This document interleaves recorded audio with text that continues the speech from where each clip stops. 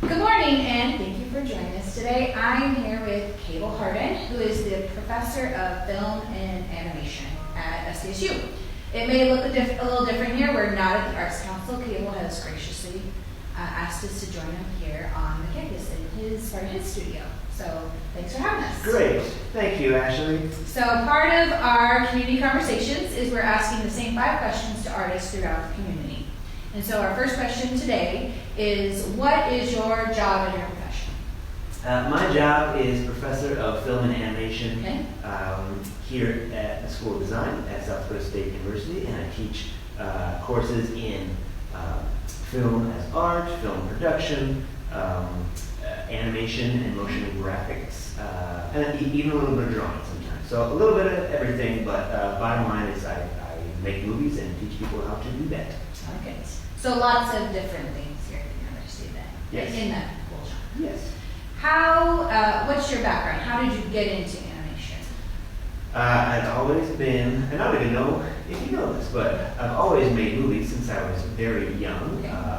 And then finally I realized later in college, I did not major in film in college, but I went to graduate school for film production in Ohio and got a master's of fine arts in film production. And so I have a background in live action. Okay. But I got into animated movie making as a more direct means of making movies. Okay. It's a little cheaper, easier to control your actors when you can just make them and draw them. Maybe a little less drawn. So. There is very much less. Okay. Yes.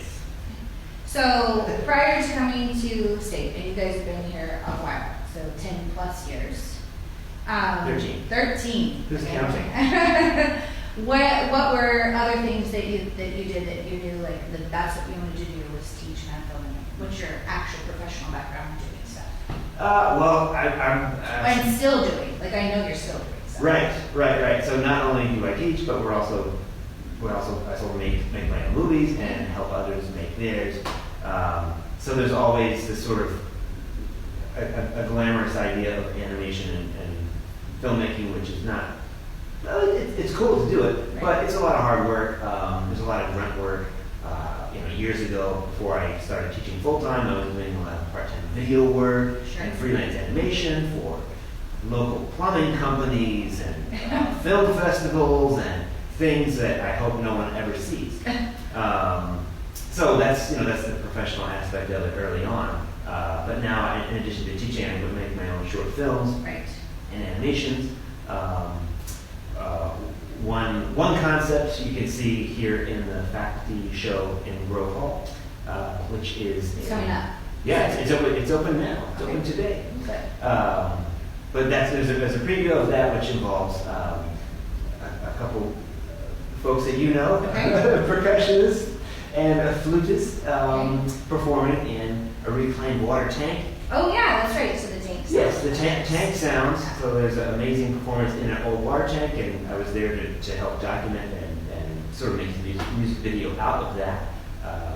So that's another dimension of movie making, not so much animation. And so I know that you do animation festivals and that your pieces have been featured in those kind of stuff. What can you tell us about that process of it? What projects are you currently working on? I'm currently working on a couple longer form documentaries.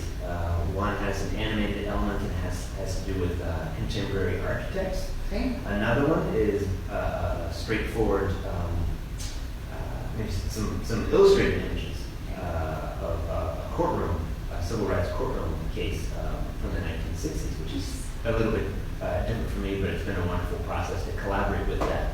And then I have my independent experiments.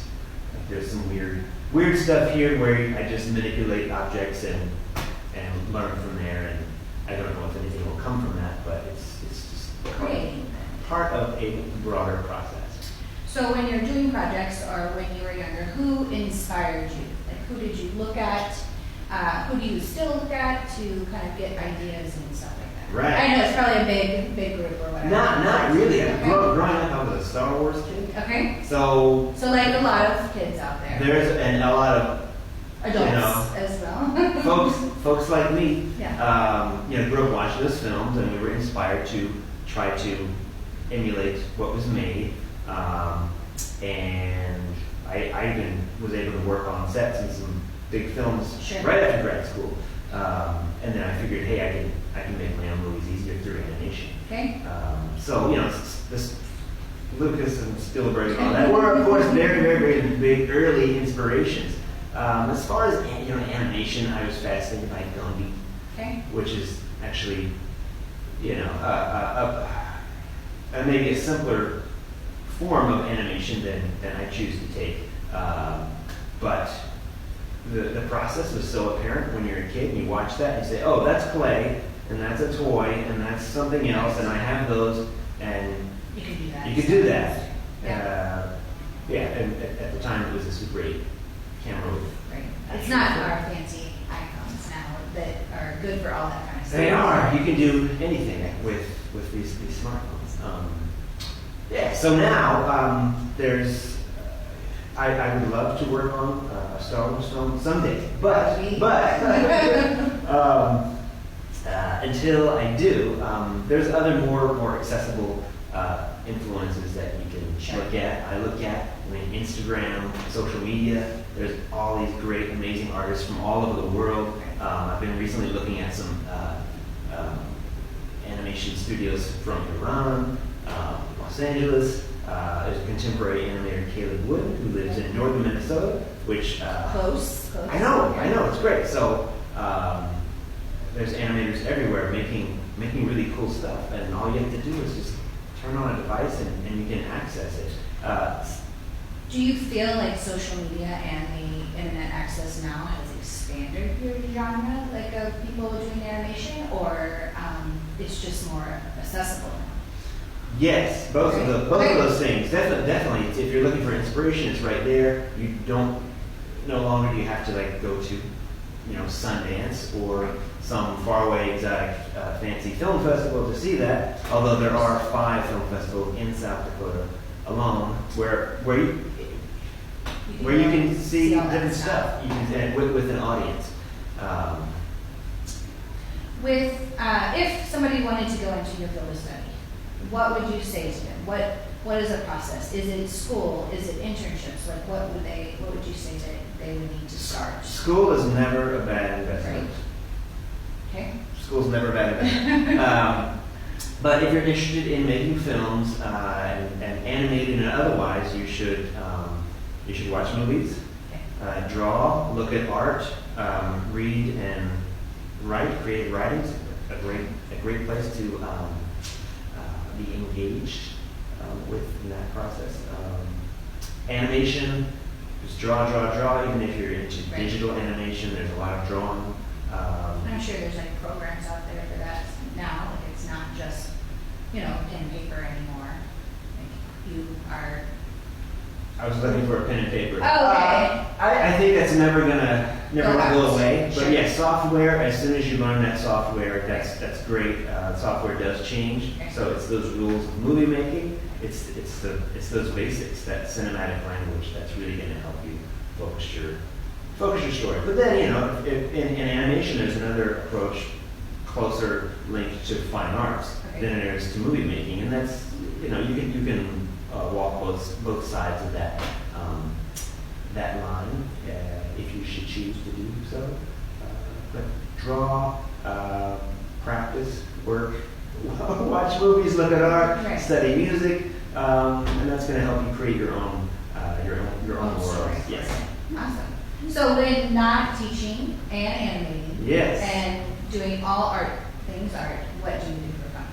Well, my family and I are pretty busy, so there's traveling when we can. Right. I recently like to acquire plants that I will kill in various ways inadvertently.